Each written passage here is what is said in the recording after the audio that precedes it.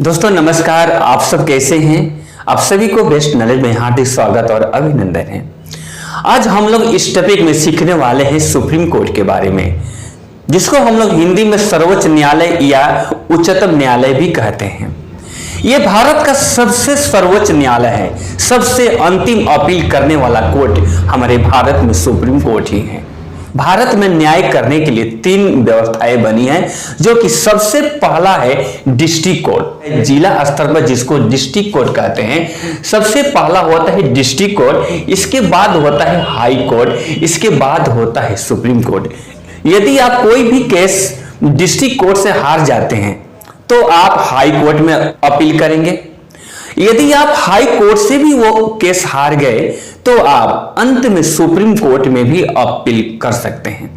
यदि आप supreme court से भी अगर वो केस आप हार जाते हैं तो आप भारत का किसी भी कोर्ट में आप अपील नहीं कर सकेंगे। केवल भारत में ही नहीं, दुनिया का किसी भी न्यायालय में आप अपील नहीं कर पाएंगे। यानी कि हमारे देश का सर्वोच्च न्यायालय ही यानी कि सुप्रीम कोर्ट ही सबसे अंतिम अपील करता कोर्ट है। अपील करने वाला सबसे अंतिम कोर्ट है। वहां पर जो फैसला होता है, वहां पर जो बैठते हैं फैसला करने वाले, उनको न्यायमूर्ति कहा जाता है। यानी कि न्याय का देवता के रूप में होते हैं।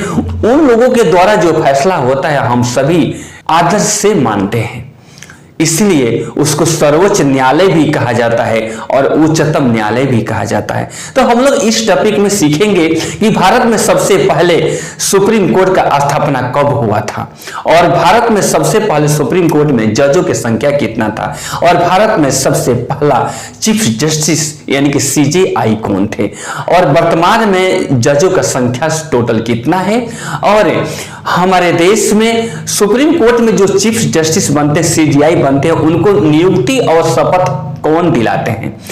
भारत के सुप्रीम कोर्ट में जज बनने के लिए योग्यता क्या क्या चाहिए, और आज तक सुप्रीम कोर्ट में महिला के रूप में जज कितने बनी हैं, ये तमाम बातें हम लोग इस टॉपिक में सीखेंगे। आप सबसे रिक्वेस्ट है कि यदि आप लोग पूरे सुप्रीम कोर्ट के बारे में सुंदर से विस्तार से समझना चाहते हैं तो इस टॉपिक को शुरू से अंत तक अवश्य देखिए। यूट्यूब में ऐसा टॉपिक शायद आप लोग को मिले। कोई भी क्वेश्चन यदि यूपीएससी, आईएएस, आईपीएस और पॉलिटिकल साइंस से रिलेटेड कोई भी क्वेश्चन किसी भी स्कूल में, किसी भी एग्जाम में यदि परीक्षा में आए तो इस टॉपिक से ही होगा। तो आप सब ध्यान से इस वीडियो को शुरू से अंत तक देखिए। भारत में सबसे पहली बार 28 जनवरी 1950 को सुप्रीम कोर्ट का स्थापना हुआ। उसके 2 दिन पहले भारत में 26 जनवरी 1950 में हमारे देश के पहला राष्ट्रपति शपथ लिए, जिनका नाम था डॉक्टर राजेंद्र प्रसाद जी। हमारे भारत का संविधान में आर्टिकल 124 से लेकर के 147 तक आर्टिकल के बीच हमारे भारत के सुप्रीम कोर्ट के बारे में पूरी विस्तार से दिया गया है। आप लोग देख सकते हैं। मैं तो आप लोगों को आर्टिकल वाइज ही बताऊंगा, पूरे विस्तार से बताऊंगा। भारत का जब संविधान बना तो उस समय जज का संख्या टोटल 8 था। 1 + 7 = 8, यानी कि 1 थे चीफ जस्टिस और 7 थे अदर जज। 2008 में 1 + 30 हुआ, यानी कि टोटल संख्या 31 था। लेकिन वर्तमान समय में 1 + 33 हो गया, यानी कि वर्तमान समय में सुप्रीम कोर्ट में जज की संख्या टोटल 34 है। एक है CJI, chief justice of the Supreme Court of India, और 33 अदर जजेस हैं। आप लोगों के मन में एक सवाल अवश्य होगा कि सुप्रीम कोर्ट के पहले हमारे देश में क्या कोई कोर्ट था कि नहीं था। तो भारत में जब राजतंत्र चलता था, यानी कि राजा का जब शासन चलता था हमारे देश में, उस समय राजा ही न्याय करते थे। अंतिम न्याय राजा का ही होता था। इसके बाद जब ईस्ट इंडिया कंपनी भारत में आई, यानी कि ब्रिटिश का शासन जब भारत में चलने लगा, तो ईस्ट इंडिया कंपनी के द्वारा सबसे पहली बार 1773 यानी कि 1773 सन में सबसे पहले ईस्ट इंडिया कंपनी के द्वारा भारत में एक रेगुलेटिंग एक्ट पास हुआ। उसके चलते 1774 सन में भारत में एक कोर्ट सबसे पहली बार बना, जो कि कलकत्ता में बना, उसके बाद 1800 सन के बाद बंबई कोर्ट और मद्रास कोर्ट बनाया गया, 2 और कोर्ट बना।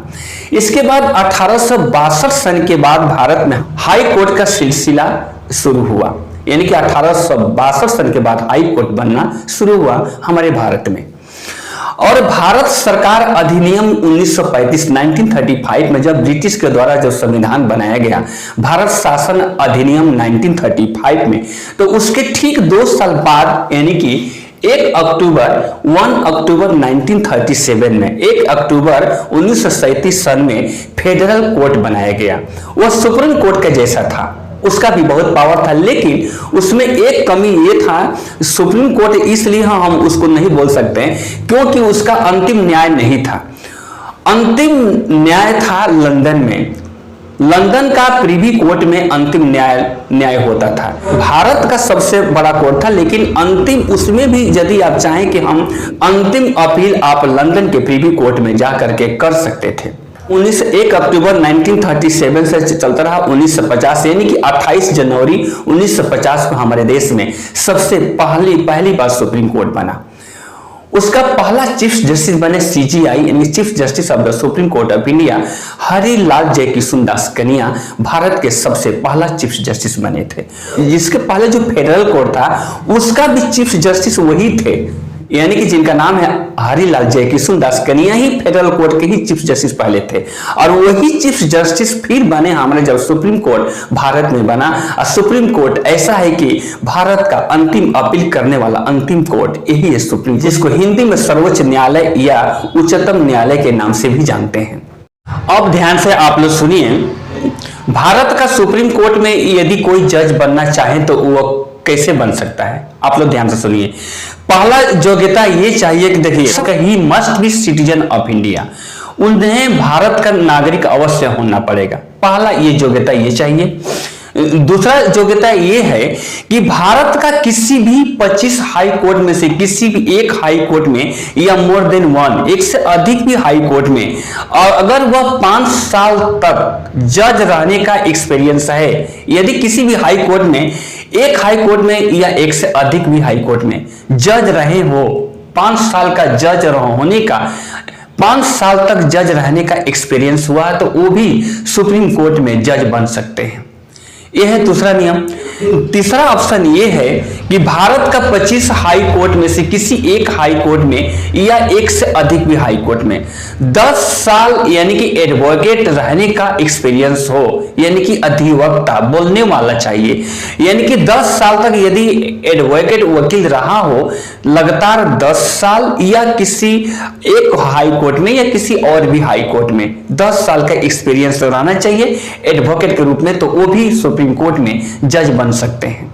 और तीसरा नियम यह है बनने का, जज बनने का सुप्रीम कोर्ट में, कि भारत के राष्ट्रपति का दृष्टि में, यानी कि भारत के राष्ट्रपति के नजर में यदि कोई भी व्यक्ति विधि वेता यानी कि विधि का ज्ञाता हो तो वो भी सुप्रीम कोर्ट में जज बन सकते हैं। लेकिन देखिए, यानी कि 28 जनवरी 1950 को हमारे देश में सुप्रीम कोर्ट का स्थापना हुआ, लेकिन तब से और आज तक 72 साल करीब हो गया, 72 साल में कोई भी राष्ट्रपति के नजर में विधि वेता के नियम से कोई भी जज नहीं बना है, आज तक नहीं बना है कोई। हाँ, जज के रूप में 5 साल का जज के रूप में बहुत लोग बने हैं, और 10 साल का जो एडवोकेट रहने का जो एक्सपीरियंस है हाई कोर्ट में, वो अभी तक केवल 8 लोग ही बने हैं। 8 लोग ऐसे जज बने हैं सुप्रीम कोर्ट में जो कि भारत का 25 हाई कोर्ट में किसी भी हाई कोर्ट में 10 साल का जिनका एडवोकेट रहने का एक्सपीरियंस हुआ हो, वो लोग बने हैं। और भारत के सुप्रीम कोर्ट में आज तक का महिला के रूप में, फीमेल के रूप में 8 जज बनी हैं, जो कि सबसे भारत का पहला महिला जज बनी है, जिनका नाम था मीरा साहिब फतिमा बीबी। 1989 में 1989 सन में मीरा साहिब फतिमा बीबी आज तक सबसे पहला महिला जज बनी है सुप्रीम कोर्ट में। और दूसरा जो बनी है एससी कास्ट से बिलोंग करने वाली, जिसका नाम है भानुमति। बहुत भाग्य की बात है, बहुत बड़ी बात है कि एससी से जो इतना पहले के युग में छोटे जाति को शिक्षा से वंचित रखा जाता था कुछ रीजन के चलते, एससी से बिलोंग करने वाली भानुमति जो सुप्रीम कोर्ट में जज बनी है, ये बहुत बड़ी बात है। और 10 साल तक का एक्सपीरियंस रहने वाला भी वो जो जज बना है वो भी 8 बना है आज तक।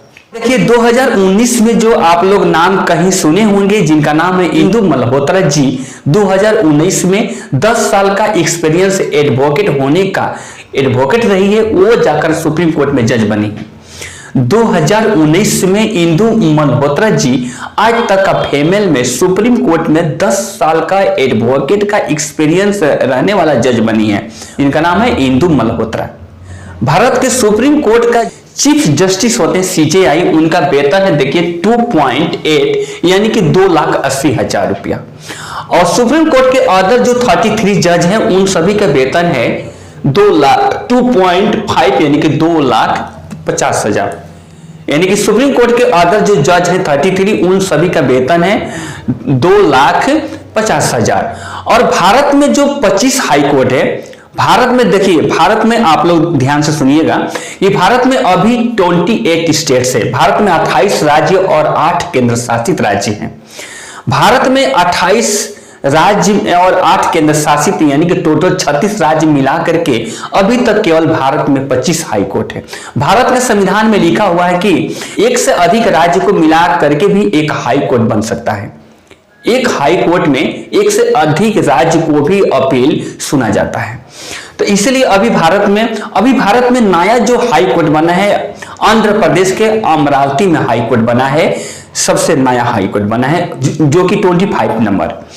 तो वो हाई कोर्ट जो 25 हाई कोर्ट में जो सीजे होते हैं, सीजे यानी कि चीफ जस्टिस और जज होते हैं, उन लोगों का देखिए भारत के सभी 25 हाई कोर्ट के चीफ जस्टिस यानी कि मुख्य न्यायाधीश का वेतन है 2,50,000।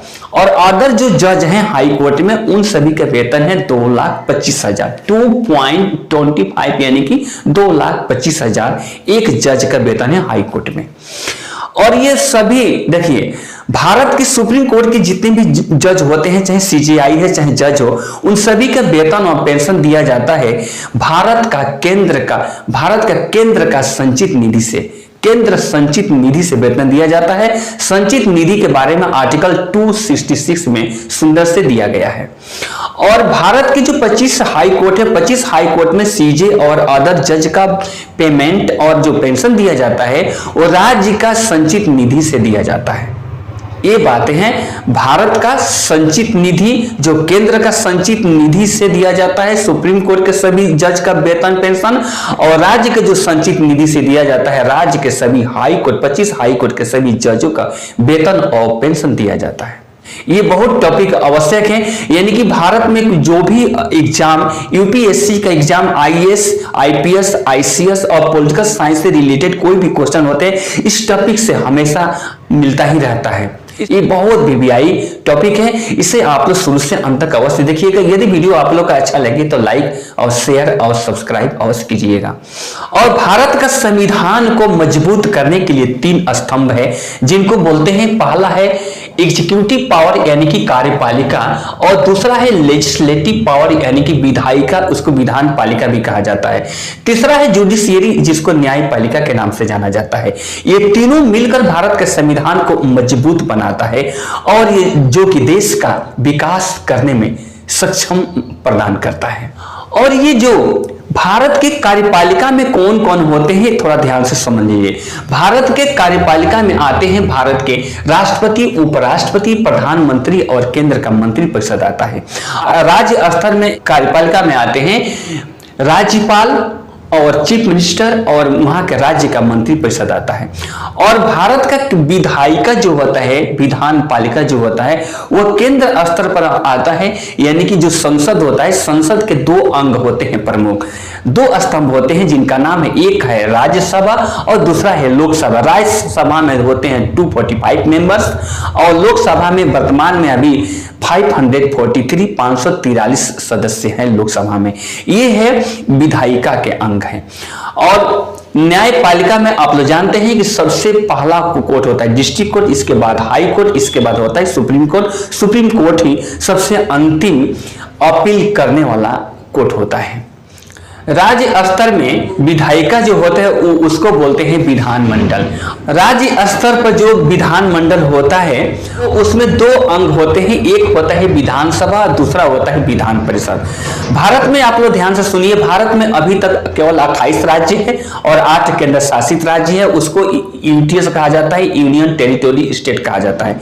भारत में जो 28 राज्य हैं, 28 राज्य में विधानसभा है, लेकिन जो 8 केंद्र शासित राज्य हैं उसमें केवल 2 राज्य जिसका नाम दिल्ली और पुदुचेरी में विधानसभा है। विधान परिषद तो 8 में नहीं है। यूनियन टेरिटोरी स्टेट्स जो केंद्र शासित राज्य 8 हैं उस 8 में विधान परिषद नहीं है, केवल 2 राज्य में विधानसभा है। और भारत के 28 राज्य में 28 विधानसभा, इसलिए भारत में टोटल 36 राज्य में केवल 30 विधानसभा है। और यही है विधान सभा और विधान परिषद केवल भारत के 28 राज्य में 6 राज्य में ही बना है। नेक्स्ट वीडियो में आप लोग विस्तार से बतलाऊंगा हर आर्टिकल के बारे में, किस आर्टिकल में क्या लिखा हुआ, किसका पावर है। जय हिंद, जय भारत, वंदे मातरम।